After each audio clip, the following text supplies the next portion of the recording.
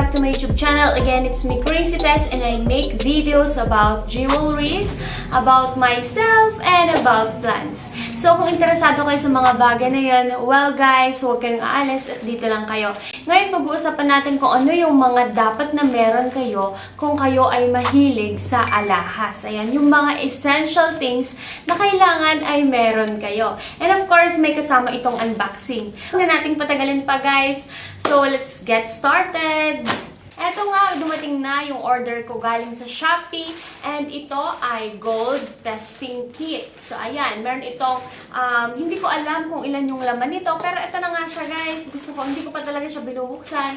Kasi gusto kong samahan niyo ako sa pagbubukas. Siya nga pala, kung hindi pa kayo nakapag-subscribe sa aking YouTube channel, ayan, pindutin niyo lang ang subscribe button. And of course, i-like yung video na ito. I-click ang notification bell para lagi kayong updated. So, ito na nga, bubuksan na natin siya. So, ito yung galing sa Shopee, guys, na gold testing kit. Matagal ko na itong in-order. Medyo matagal siya bago dumating.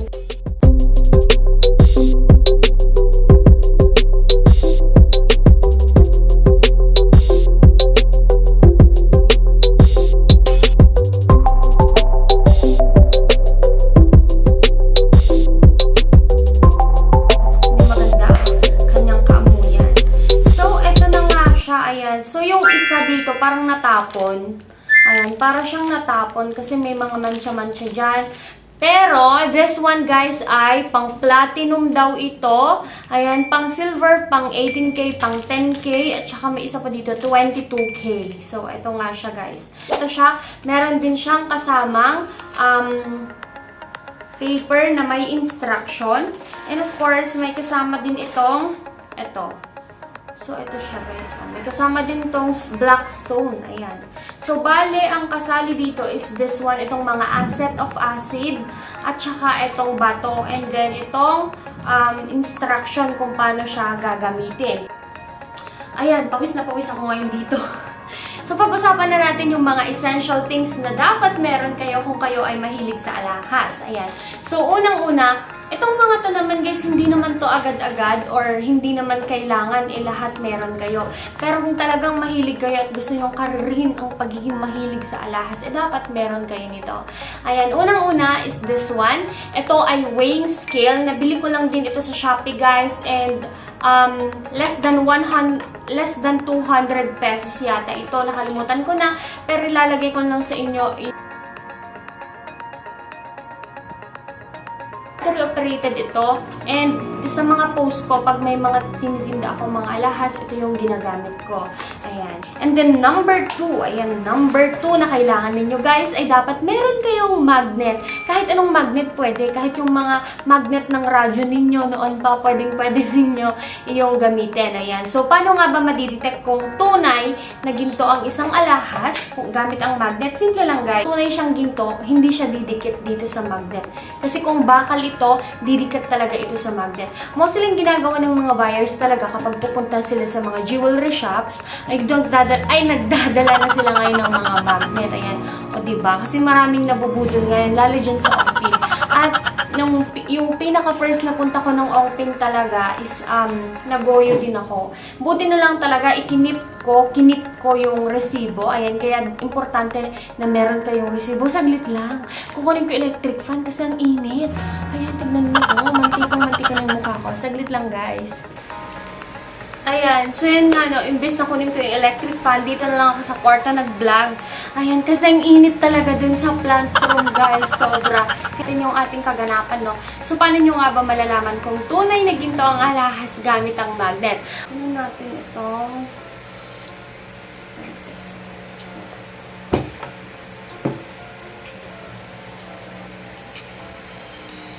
So, ito nga siya guys. So, ito yung magnet natin. Ayan. Ito, tignan ninyo. Hindi po siya dumidikit sa magnet. Ayan, because this one is real gold. Ayan, real gold po kasi siya. This is 18K Saudi gold. Pero dito, sa part na ito, ayan, baka kasi magulat kayo. Ay, dumikit. So, fake nga ba? Ay, ayan, dumidikit siya, diba? Ayan, dumidikit. Dito sa may lock. Ayan, dito, oh. Yun. Ayan, so dumidikit siya kasi nga, dumidikit po siya kapag dun sa may lock. Kasi yung lock ay may spring at hindi po ginto yung ginamit na spring dito. So, pero kung dito sa, or 98% nito is hindi dumidikit sa ginto, hindi dumidikit dito sa alahas, yung ibig sabihin, okay lang po yun. At ang ibig sabihin ay tunay po nga yung ginto. Ayan. So, ano pa nga ba? Magbigay pa ba tayo ng isang example? Ayan. Another one is this. Hindi lang sa gold nagagamit ang magnet, guys, ha. Pati na rin sa silver, ayan. Kapag tunay na silver yan, hindi din po yan didikit. Ayan. Sa mga precious metals, hindi po talaga dumidikit ang gold. So, yun.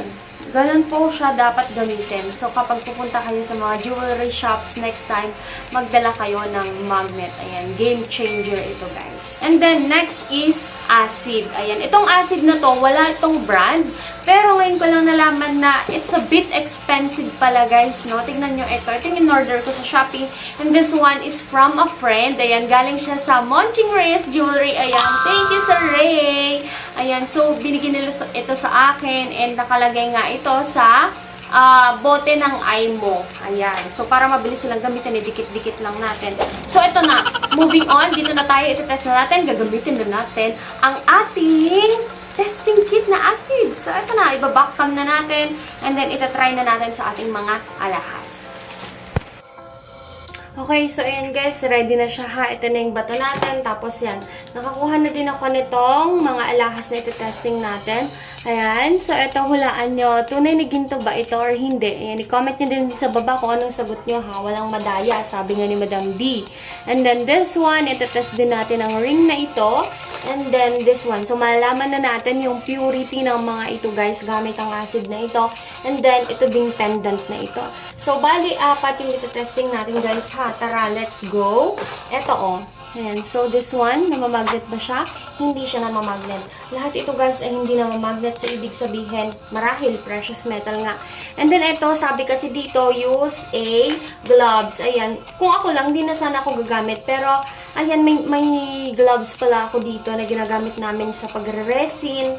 So ito na nga siya. Ayan. So buksan na natin. Ayan siya guys, bagong-bago. May seal pa yan. And ito, naka-play din yung video. Ayan. Ayan, so punasan na lang natin. Kasi delikado naman hawakan because this one is acid. May nakalagay nga dito guys na warning, contains nitric and muriatic acids.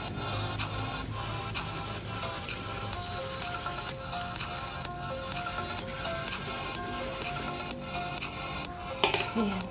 So, itry natin itong 18 karat solution. Okay. So, ayan sa 18 karat solution, guys, hindi siya natinag. Ayan. So, confirmed na 18K nga ang alahas nito. Ayan. Ayan, guys, oh. Ayan, di po siya nabura. Ayan.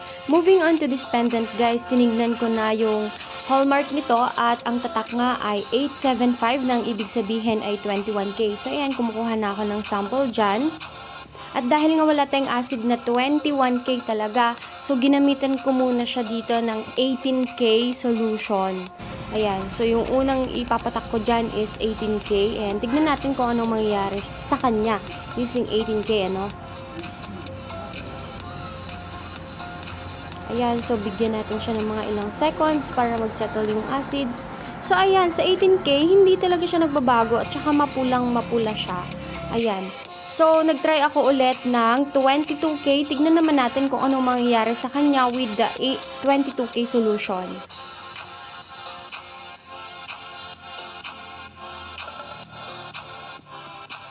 So, ayan siya guys. Kitang-kita nyo na nadi-dissolve yung gold, ano. So, ang ibig sabihin, hindi niya kaya yung 22K or not more than 22K yung purity nito.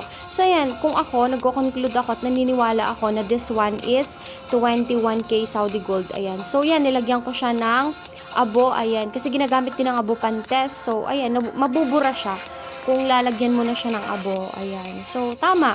Kung ako, naniniwala talaga ako na this one is 21K, no? Sa kulay pa lang niya. So, ayan.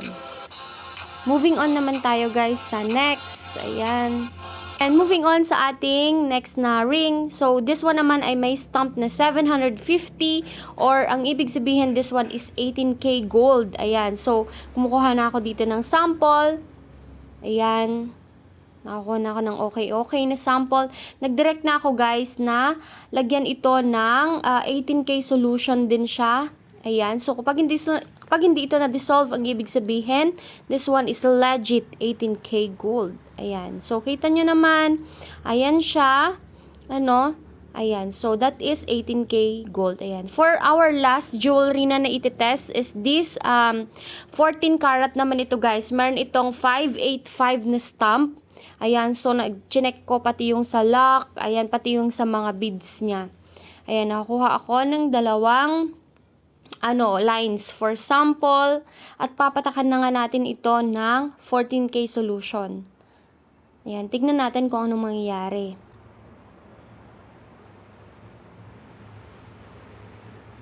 Ayan siya guys. So, confirm this is legit na 14K. Ayan, gold. So, ayan guys. Maganda talaga itong nabili ko ngayon na acid. Pero medyo pricey nga lang siya. Pero sabi ko nga sa inyo, kailangan nyo to kung gusto nyo talaga or mahilig talaga kayo sa alahas. So, lahat ng yan ay legit silang mga gold na iba't iba naman yung kanilang purity. So, ayan guys ha. Hanggang dito na lang ang ating video.